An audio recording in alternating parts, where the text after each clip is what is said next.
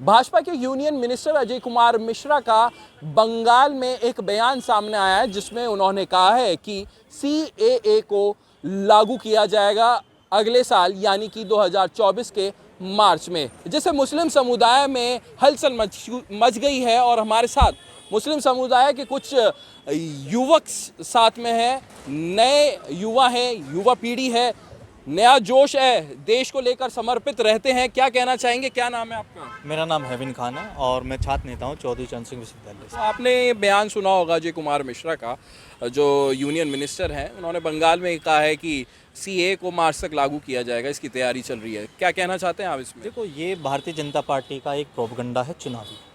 2019 में भी ये लोग आए थे सीए एनआरसी के नाम पर, और 2024 में जैसे धीरे धीरे चुनाव नज़दीक आ रहा है तो ये लोग इन चीज़ों को फिर से जनता को बरगलाने के लिए काम कर रहे हैं। ये लोग ऐसे चुनावी बातें, चुनावी वादे वहाँ करते हैं जहाँ मुस्लिम बाहुल होता है। बंगाल में इन लोगों ने लगातार 5 वर्ष दंगा भड़काने का काम करा। विधानसभा चुनाव जीतने के लिए इन्होंने बहुत लोगों की जान वहाँ पर गंवाई। इन लोगों के लिए किसी की जान की कोई अहमियत नहीं, इन्हें चुनाव जीतना इनके लिए सबसे पहली बात होती है। तो जैसे जैसे चुनाव नज़दीक आ रहा है तो ये हिंदू मुस्लिम के बीच सांप्रदायिक तनाव बनाने की ये पूरी कोशिश कर रहे हैं, जिससे कि देश में तुष्टीकरण हो, वर्गीकरण हो, जिसका लाभ भारतीय जनता पार्टी को सीधा सीधा मिले।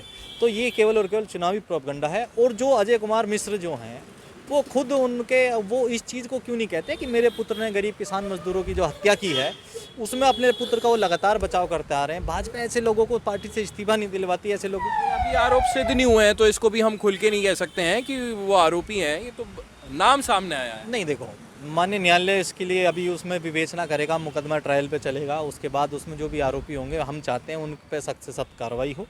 तो उसमें हमारे यहाँ तारीख पे तारीख आप चाहते हैं कि मतलब कहना चाह रहे हैं कि ये चुनावी स्टंट है जो उनका? बिल्कुल, ये चुनावी स्टंट है। और ये लोग लगातार हिंदू मुस्लिम, गाय भैंस, मंदिर और मस्जिद के नाम पर लोगों को लड़ाने का काम करते हैं। सीए और एनआरसी क्या है अभी तो लोगों को यही नहीं पता।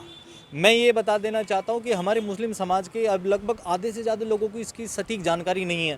मुझे खुद इसके बारे में भी सटीक कोई जानकारी नहीं। सरकार की कोई अभी इस पर निर्धारित गाइडलाइन भी तो नहीं, इसमें क्या पॉइंट होंगे, क्या इसका मतलब हमारा मोटिव होगा, हम इसको क्यों लागू कर रहे हैं।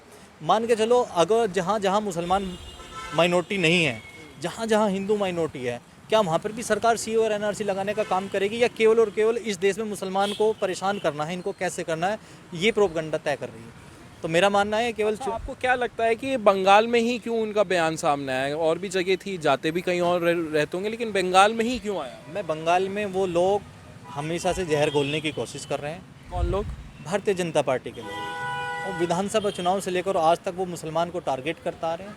अभी हालिया बयान तेलंगाना से भी आया कि मुस्लिम का 4% जो आरक्षण स्टेट गवर्नमेंट ने दे रखा उसको हम ख़त्म करने की घोषणा करेंगे, जहाँ पर खुद भाजपा सदन में माइनॉरिटी पे है और एक विधायक है मौजूदा बस। और मुझे लगता है इस बार वो भी नहीं आएगा। तो ये लोग केवल देश में जो 80% की बात करते हैं हिंदू की, सबसे ज़्यादा हिंदू लोगों का ये लोग नुकसान कर रहे हैं। और 20% मुसलमान। नुकसान कैसे हो रहा है? हिंदू नुकसान की बात ये कर रहे हैं, रोजगार पे आ जाओ। अगर मान के चलो किसी मुसलमान का नुकसान करने जाएंगे तो 10 लोगों का होगा, 50% भी करेंगे। हमारे जो हिंदू भाई हैं उनको तो 40 लोगों का नुकसान कर रहे हैं ये लोग। क्या नाम है आपका? क्या कहना चाहते हैं? मेरा नाम शेरा जाट है शेरा जी, और मैं समाजवादी पार्टी का जिला सचिव हूँ। तो आप तो विरोध ही करेंगे फिर इनके बयान? देखिए, विरोध तो हमने 2019 में भी किया था। जब ये सरकार ने अमेंडमेंट बनाया था तो हमने विरोध किया, हम पे मुकदमे लगे और हम थाने में बंद रहे। तब भी मतलब सरकार को। अच्छा, आप आंदोलन में थे? वो जो पूरा बवाल हुआ था उसमें विरोध हुआ था, उसमें पुलिस हमें उठा के ले गई थी, हमें गिरफ्तार भी कर लिया था। तो हमारा तब भी विरोध था कि हमारा विरोध क्यों जताया था? देखिए, इस देश में मुद्दे बहुत सारे हैं। जनसंख्या नियंत्रण है, किसानों की आत्महत्या दुगनी हो गई है। यही बोलते हैं कि आय दुगनी करो।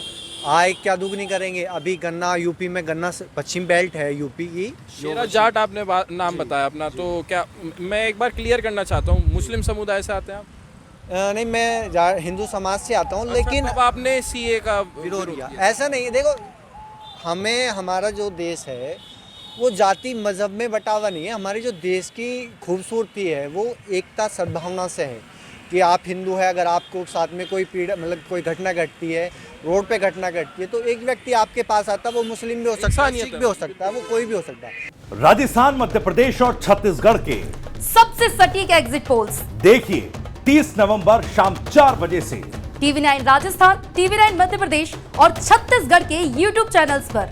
बताएंगे आपको कौन जीत रहा है